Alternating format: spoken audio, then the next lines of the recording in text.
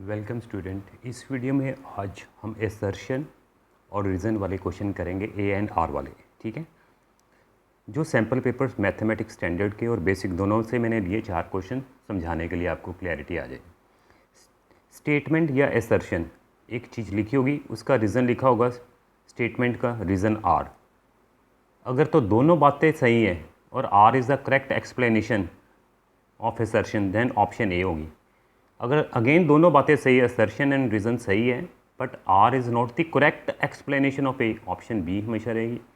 अगर एक बात भी गलत हो जाए, असर्शन सही हो जाए या रीज़न गलत हो जाए तो सी, या असर्शन ही गलत है जो क्वेश्चन स्टेटमेंट है और रीज़न सही हो तो ऑप्शन डी। ये 4 ऑप्शंस होंगी। जैसे आप रियल नंबर के चैप्टर से क्वेश्चन लिया है, जैसे फर्स्ट क्वेश्चन है, जैसे आए देखें क्या लिखा है, रीड करेंगे। If product of 2 number is this one and their HCF is 17। अब स्टेटमेंट लिखी, देन बोल रहा कि एलसीएम 340 होगा। क्या असर्शन सही है, पहले तो चेक करेंगे। हमें क्या दिया कि 2 नंबर का प्रोडक्ट ये है, एचसीएफ ये है। हमें सबको पता है एचसीएफ इंटू एलसीएम हमेशा किसके इक्वल होता है, product of 2 numbers, A into B. ठीक है, तो आज चेक करें एचसीएफ कितना दिया हुआ था, S and their HCF is 17। अब बोल क्या रहा था, देन एलसीएम 340 होगा। कि एलसीएम कितना, ये निकाल के देखना पड़ेगा एलसीएम कितना होगा।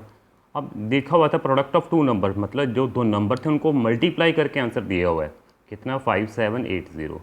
ये हमने फैक्ट यूज़ किया, H C F into LCM is equal to product of 2 numbers. Okay, अब एलसीएम देखते हैं क्या कितना आ रहा है, 5780 डिवाइडेड बाई 17।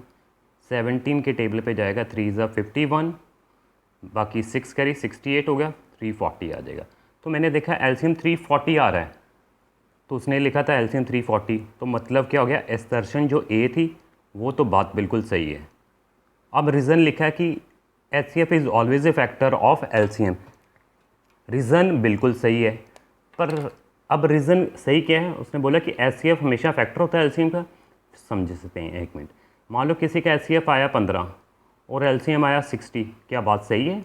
यस, एचसीएफ जो होगा ना एलसीएम को पूरी तरह डिवाइड करता है, ठीक है, 4 टाइम, तो बात सही है। अगर मैं बोलूँ कि एचसीएफ 15 है और एलसीएम आप 70 हो जाए, क्या हो सकता है?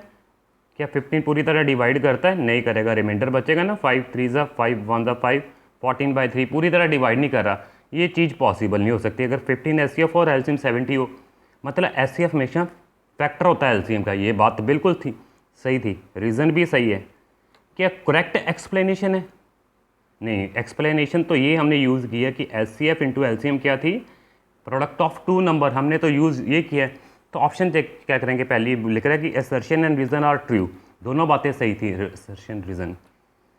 Are is the correct explanation, नहीं, करेक्ट एक्सप्लेनेशन नहीं थी।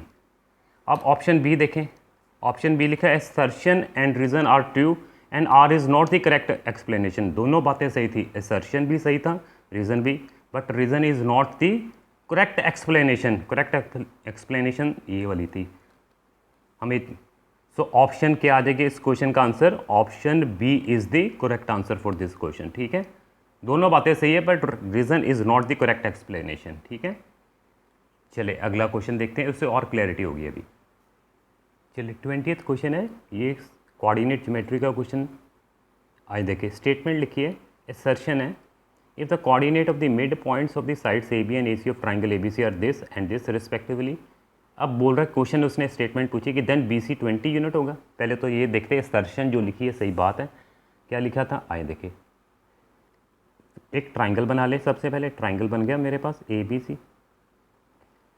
If the coordinate of the mid points of the sides A B का मिड पॉइंट है डी, उसके कोऑर्डिनेट है 3,5 3,5। ई इसका मिड पॉइंट है ए सी का, ठीक है, उसके कोऑर्डिनेट है -3, -3 रिस्पेक्टिवली।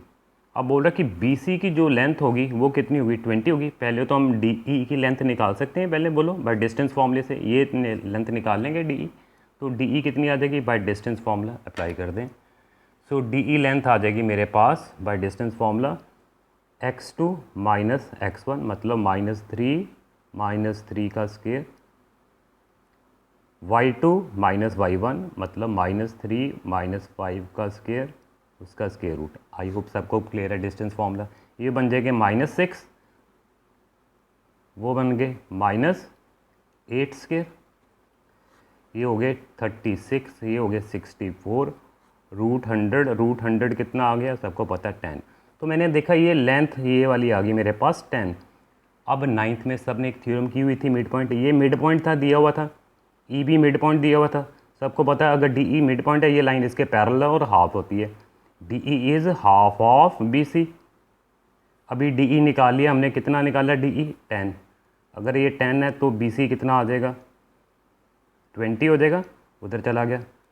तो कौन सी थ्योरम यूज़ की, मिड पॉइंट थ्योरम्स भी यूज़ कर ली यहाँ पे, बी सी 10, बी सी 20 है, यस बी सी 20 है। तो मतलब एसर्शन जो थी मेरी बात, स्टेटमेंट लिखी जो है वो तो सही है, बिल्कुल सही है।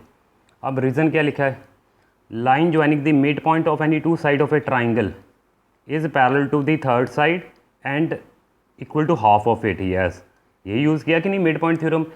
मिड पॉइंट को ज्वाइन करो, वो लाइन इसके पैरेलल भी होगी और इसके आधी होगी, अगर ये 10 है तो ये कितनी होगी 20, वो 20 आया था। रीज़न भी बिल्कुल सही है और दोनों बातें सही है, and reason is the correct explanation. जब भी रीज़न दोनों बातें सही है तो ऑप्शन ए आ जाएगी, both reason assertion and reason are true and reason is the correct explanation of assertion. So option A is the correct answer for this question, option A. I hope clear है, चार option में से A is the right answer. एक और question करेंगे, दो clear होएगा और बेसिक अब ले रहे हैं।